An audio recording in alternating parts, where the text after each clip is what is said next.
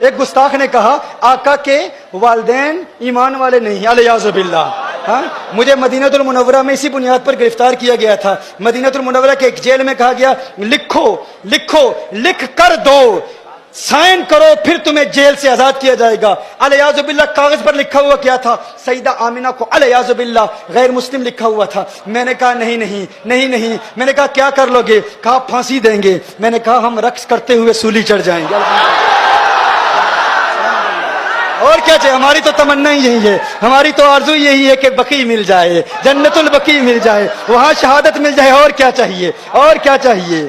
ہاں، میں نے کہا قتل طیبہ میں ہم کو کرو گے، رقص کرتے ہم سولی چڑھیں گے، اس سے بڑھ کے کیا اعزاز ہوگا کہ بقیع میں سویا کریں گے۔ بقیع میں سویا۔ میں نے کہا دلیل دو، دلیل دی، عقل کے اندھو نے دلیل دی۔ کہا دیکھو نبی کریم صلی اللہ علیہ وسلم مقام ابوا میں آئے، میرے آقا صلی اللہ علیہ وآلہ وسلم نے اللہ سے اجازت مانگی کہ اللہ مجھے اجازت دے اپنی ماں کی قبر پر جاؤں، تو اللہ نے اجازت دے دی۔ آقا نے دعائے مغفرت کی، دعائے مغفرت کرنا چاہی، اللہ نے منع کر دیا۔ کہا محبوب ماں کے لیے دعائے مغفرت نہ کرنا، تو یہ دلیل ہے چونکہ اللہ نے منع کیا۔ کہا حدیث صحیح ہے۔ میں نے کہا صحیح ہے۔ کہا اللہ نے منع کیا کہ نہیں؟ میں نے کہا منع کیا۔ کہا جب اللہ نے منع کیا کہ ماں کے لیے دعائے مغفرت نہ کرو، تو پتہ چلا دعائے مغفرت نہ کرنا اور دعائے مغفرت کی اجازت نہ دینا اس بات کی دلیل ہے وہ ایمان والی نہیں تھی۔ میں نے کہا ایمان والی نہیں تھی، نام کیا ہے؟ آمنہ ہے۔ ارے آمنہ تو ہوتی ہی ایمان والی ہے۔ آمنہ نام ہے اور ایمان والی نہیں ہے؟ ہاں، آمنہ نام ہے۔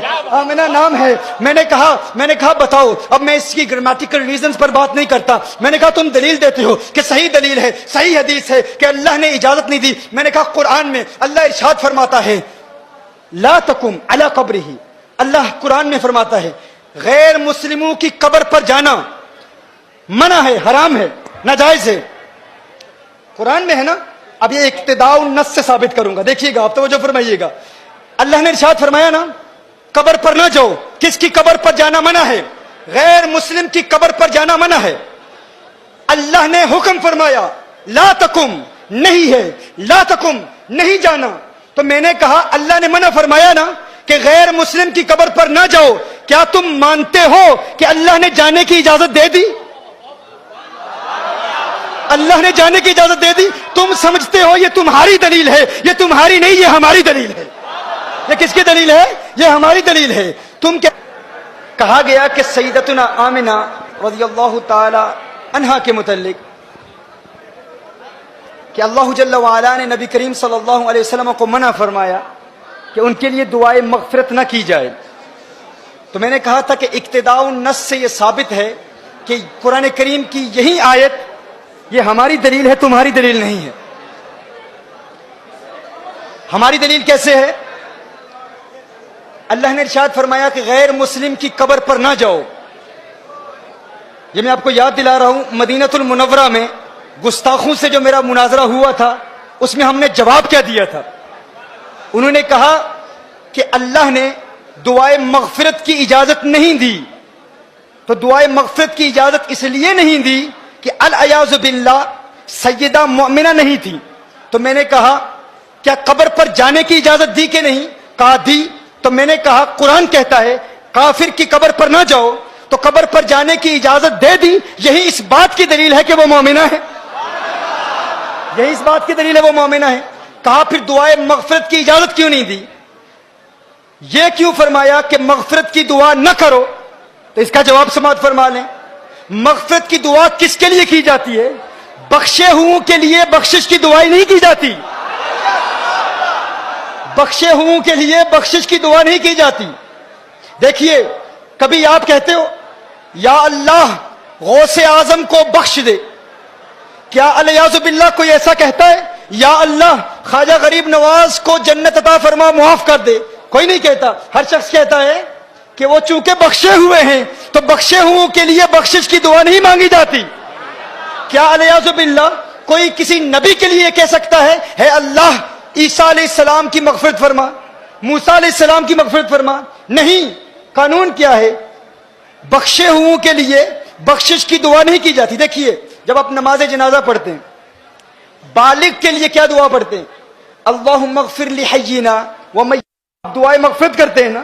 لیکن نابالغ کے لیے کیا دعا ہے؟ اللہم اجعلہ لنا، کیا؟ فرطا واجعلہ لنا. فرض کیا ہوتا ہے؟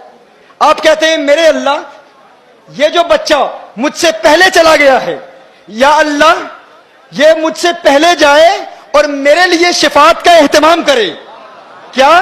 چونکہ بچہ بخشا ہوا ہے تو بخشے ہوئے کے لیے بخشش کی دعا نہیں کی جاتی، بخشے ہوئے کے لیے کہا جاتا ہے یا اللہ یہ مجھ سے پہلے جا رہا ہے، آخرت میں میرے لیے شفاعت کا اہتمام کرے، میری بخشش کا وسیلہ بنے. تو کہا تم کہتے ہو کہ حضور نے اپنی ماں کے لیے مغفرت کی دعا نہیں مانگی، اللہ نے اجازت نہیں دی. ارے اس بات پر غور کرو، مغفرت کی دعا اس کے لیے مانگی جاتی ہے جس کے لیے مغفرت نہ ہونے کا امکان ہو. ارے وہ تو پہلے سے ہی بخشی ہوئی ہے، ان کے لیے یہ دعا نہیں کی جاتی کہ ماں کے لیے مغفرت کی دعا مانگو. میں کہتا ہوں یونس علیہ السلام ایک مچھلی کے پیٹ میں رہے، اس مچھلی کے پیٹ میں رہنے کی وجہ سے یونس علیہ السلام کو اتنا بلند و بالا اور اعلیٰ مقام ملا. تو گویا کہ اللہ ارشاد فرما رہا ہے جس مچھلی میں ایک نبی رہے اس کو وہ مقام ملتا ہے. ارے جس ماں کی پیٹ میں آمنہ کا لال ہے وہ ماں مغفرت کی محتاج نہیں ہوتی،